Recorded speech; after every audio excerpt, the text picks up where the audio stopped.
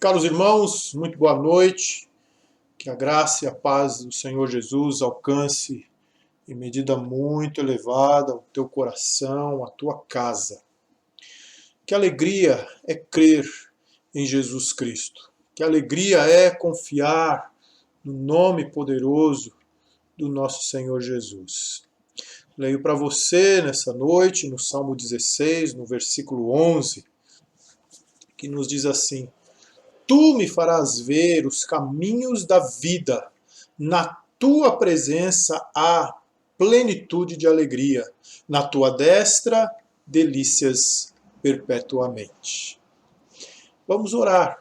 Fecha os teus olhos, é noite de quarta-feira, noite de oração. Vamos falar com o nosso Pai Celestial.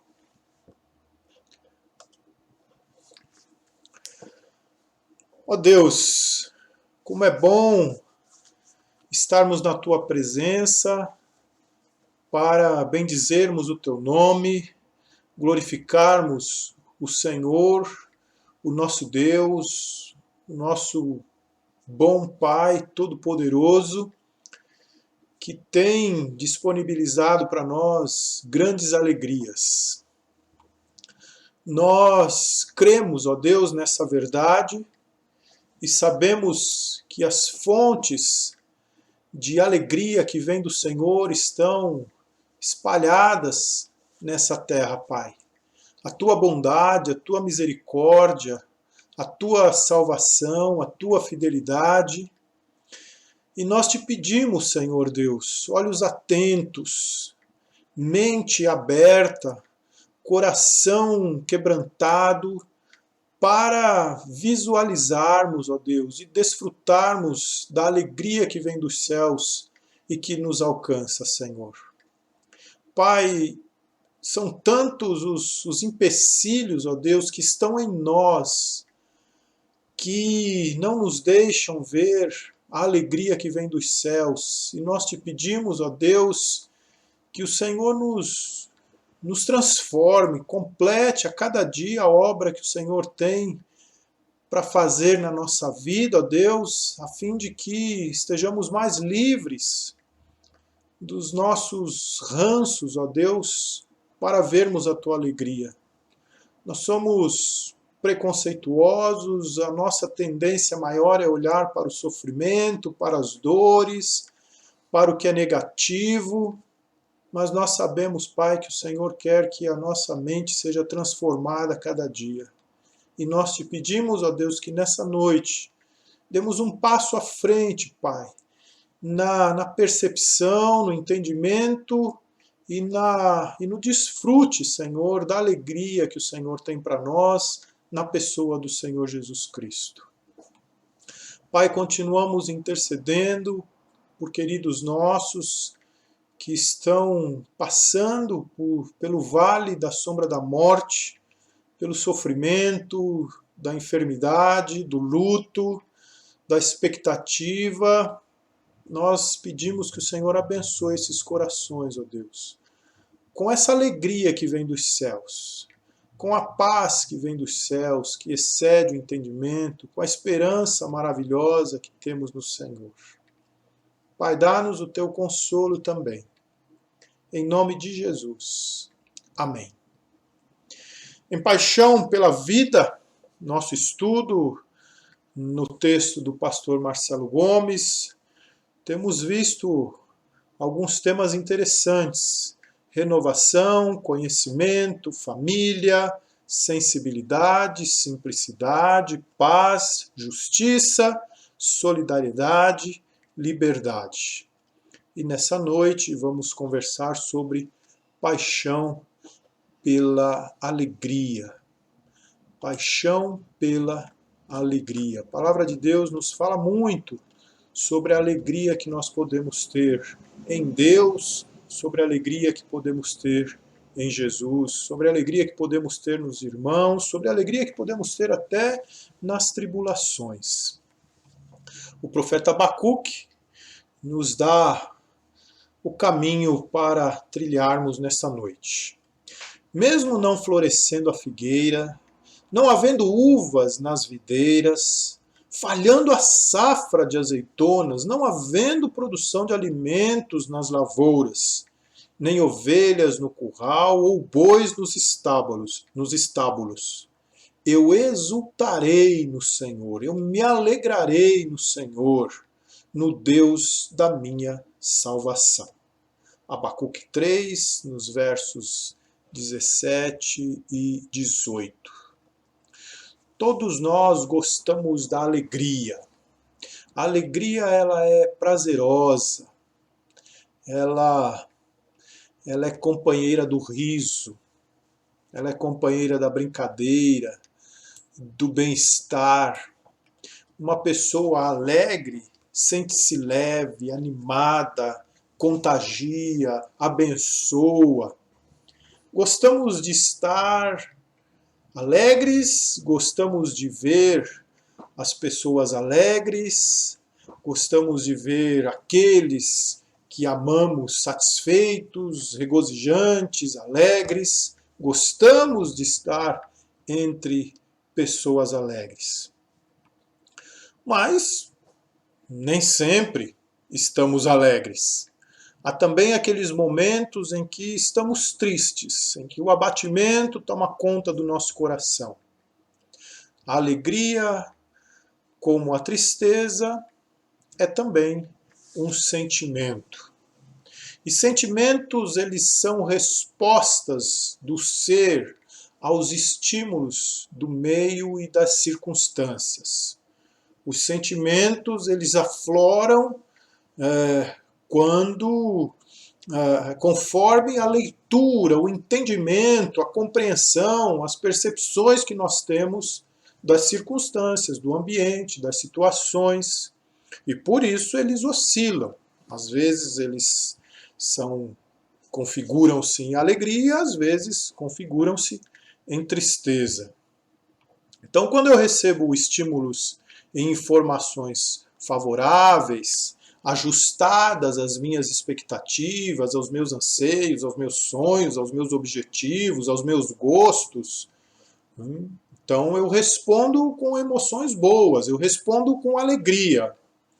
Mas quando eu sou bombardeado com estímulos e informações desfavoráveis, que não dizem respeito aos meus anseios, aos meus gostos, às minhas realizações, aos meus sonhos, então são informações que frustram e abalam as minhas motivações mais íntimas, então eu respondo com emoções tristes.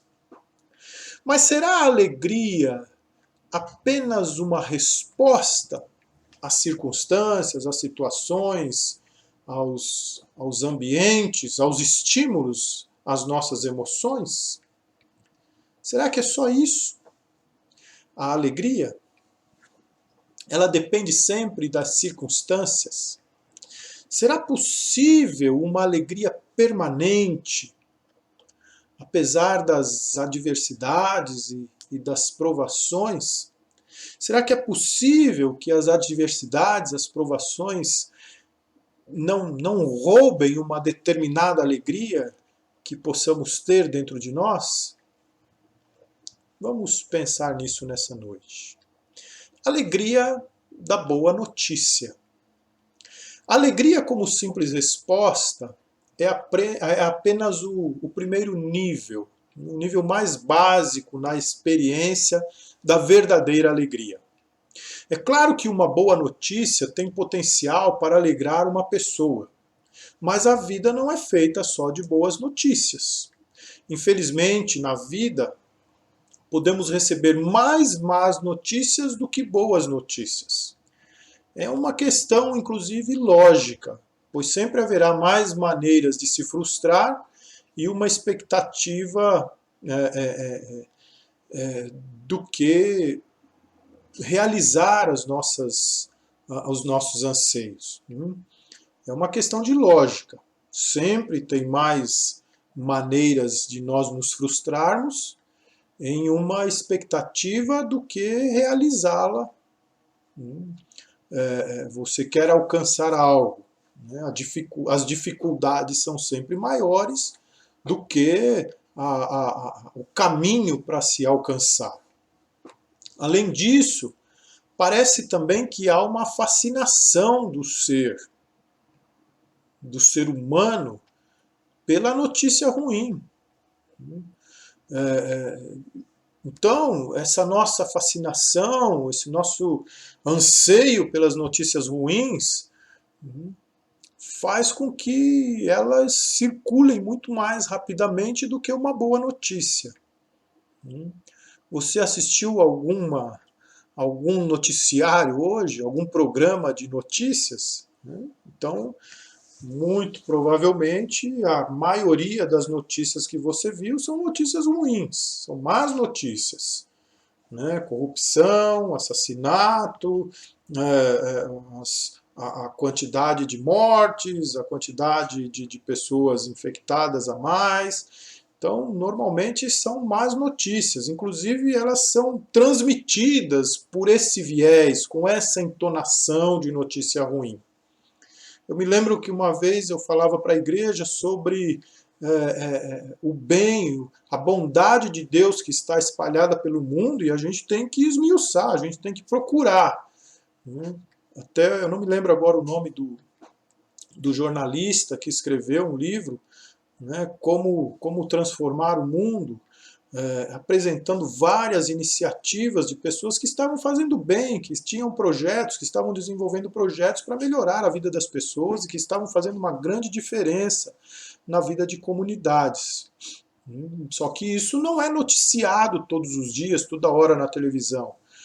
Esse repórter ele precisou ir fazer uma pesquisa grande, ficar buscando os dados, viajar muito, se conectar com pessoas para então ter esses dados, escrever o seu livro e transmitir as boas notícias.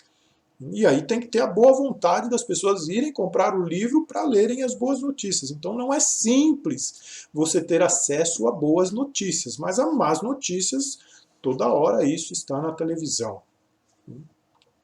Então a alegria do primeiro momento, porém, do primeiro nível, porém, não deve ser desprezada. É o primeiro passo na trajetória de uma alegria firme e duradoura. E é um passo decisivo.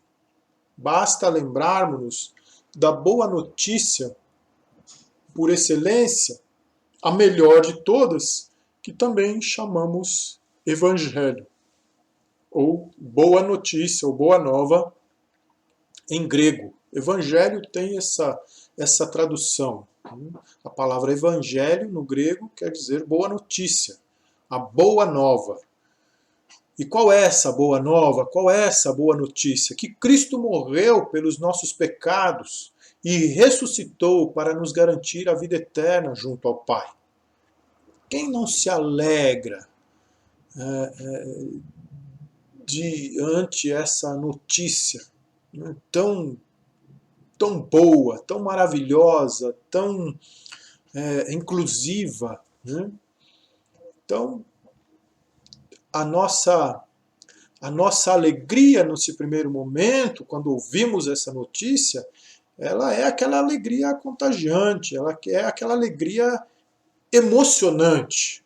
Quando você ouviu falar do sacrifício de Jesus, entendeu o que Jesus fez por tua vida, brotou no teu coração essa alegria, essa resposta imediata à circunstância, ao momento, à boa notícia. Então, ela precisa ser mantida, ela precisa ser cultivada. Tá? Então, existe a alegria da boa notícia e aí a alegria da gratidão. Esse é o segundo nível da verdadeira alegria. Avançando, então, em relação ao primeiro, é a experiência da gratidão como estilo de vida. A gratidão como um estilo de vida, como uma forma de conceber o mundo, como uma chave de leitura para o tempo que nós vivemos, como uma chave de leitura para o sentido da vida. Tá?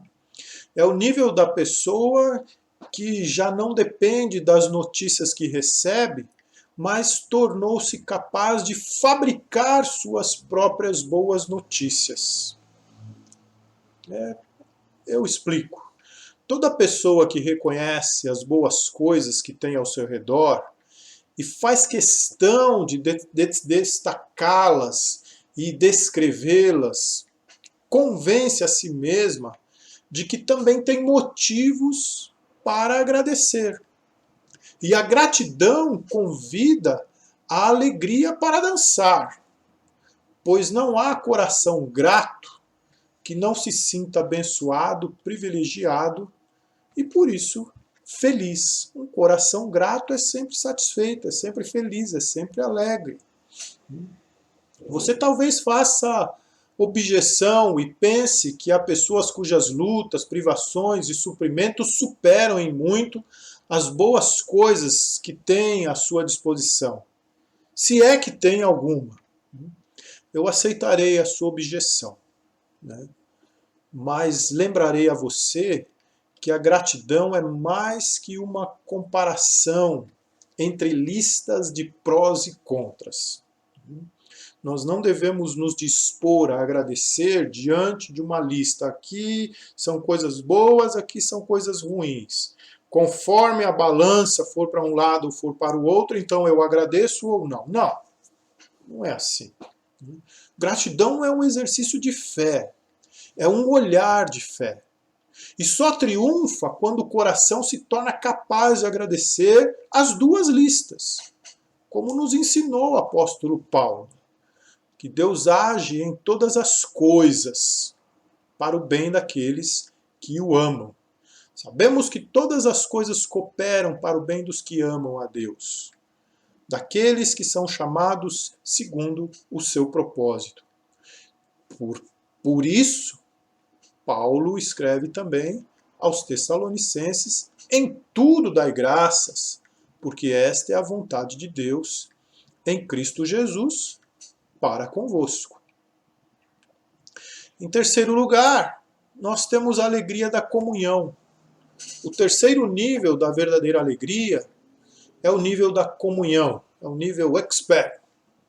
É a alegria dos relacionamentos, é a alegria que ultrapassa o simples prazer pelos bons estímulos, ou mesmo a capacidade de reconhecer as coisas boas, estabelecendo-se como uma profunda satisfação pela bênção de viver entre os demais, desfrutando de uma comunhão que supera em muito a relação com os bons materiais e oportunidades de realização pessoal. Não se preocupe. Também aqui eu vou considerar a sua objeção. Sei que o que defendi parece utópico. E para muitas pessoas, um tanto irreal. Você dirá assim: que as pessoas não são fáceis, que as pessoas ferem-nos, decepcionam-nos, e normalmente são elas mesmas a razão principal de nossas tristezas. Tem lá a sua dose de razão nessa ideia, não vou discutir, eu concordo com você. Mas nós precisamos voltar ao tema da fé. Direi simplesmente que a alegria da comunhão não é fruto de relacionamentos específicos e bem assentados, mas da convicção de que fazemos parte de um todo. Somos membros da linda família de Deus, com todos os problemas que ela enfrenta, enquanto não chega o dia da sua redenção. É a alegria do pertencimento, é a alegria do amor, é também a alegria de servir, pois quem serve aos seus irmãos serve ao próximo. Quem serve ao seu próximo serve a Deus e não ficará sem a sua recompensa.